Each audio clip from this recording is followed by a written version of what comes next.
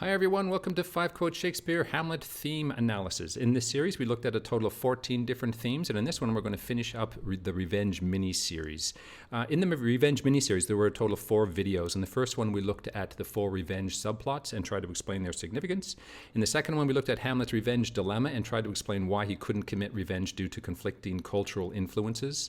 In the third video, we looked at the revenge genre itself and we explored some of its plot features and compared it to the film John Wick. And in this video, we'll do the thematic features to finish up the miniseries.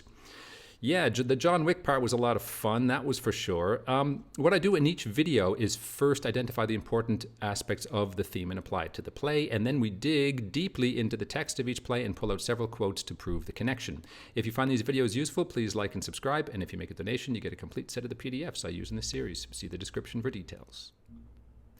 We all love to see our betters, our unworthy betters, being taken down a peg, and that's what the revenge genre plays on. The transgressor is usually, almost always, of higher social, political, economic power status than the avenger.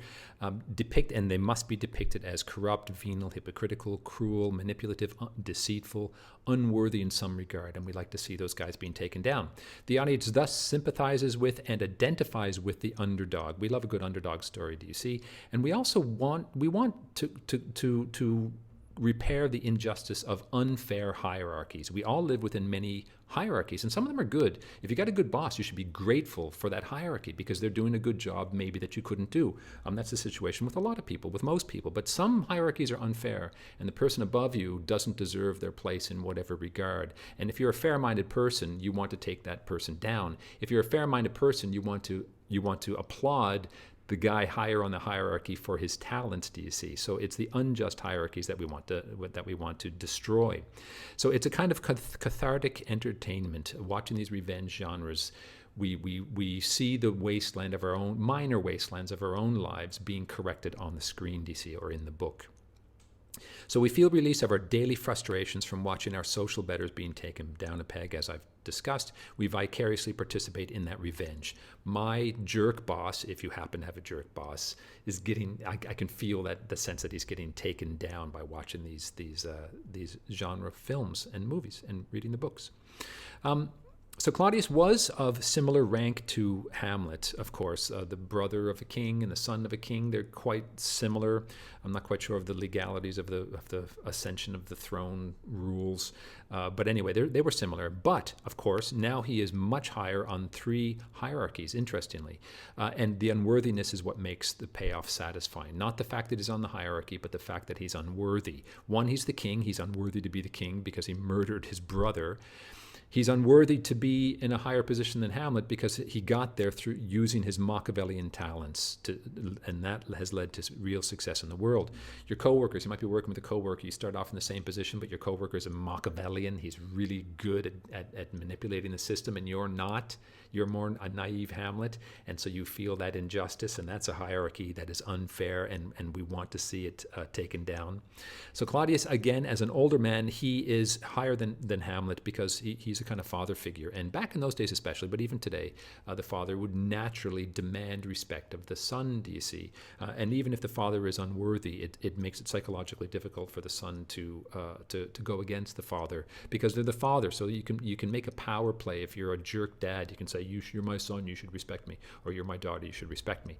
So Claudius plays on that a little bit as well. So Hamlet is very much, the play Hamlet is very much about the struggle of youth to assert itself. It is. Look at all the young people. Ophelia, Laertes, Hamlet, they're all under, I've talked about this in my other videos. They're all being suppressed. Their individuality and their striving to become themselves is oppressed by the adults in this. All of the adults in this play. So Hamlet is defeated on 3 different hierarchies. John Wick 2 plays into this same kind of theme. John's target is a rich, unworthy, feckless, hedonistic son of the powerful, rich Russian mafia, do you see? And we love to see those guys get their comeuppance. So he's depicted as corrupt and decadent, and he is actually a stand-in for the insouciant trust fund babies. That guy, I forget his name, he didn't get to where he is through his own efforts, through his own worthiness. Do you see? He got to where he was through birth, being born to as the son of a powerful, corrupt Russian mafia. So in John Wick, the movie, worth defeats birth, and we love that. That's very, very satisfying. So here's some evidence of the three different hierarchies. Here's the age hierarchy at the beginning of the play in Act 1 when Claudius is announcing his marriage to Gertrude. He says, this should be Claudius. That's a mistake. He says, "We pray you throw to earth this unprevailing woe, Hamlet. Don't be so sad about the passing of your father, Hamlet. Please think of me as your father. Think of me as your father." Do you see? That's a kind of power play. That's putting himself above Hamlet and demanding, passive-aggressively demanding that kind of respect. Rank, of course, is much more obvious.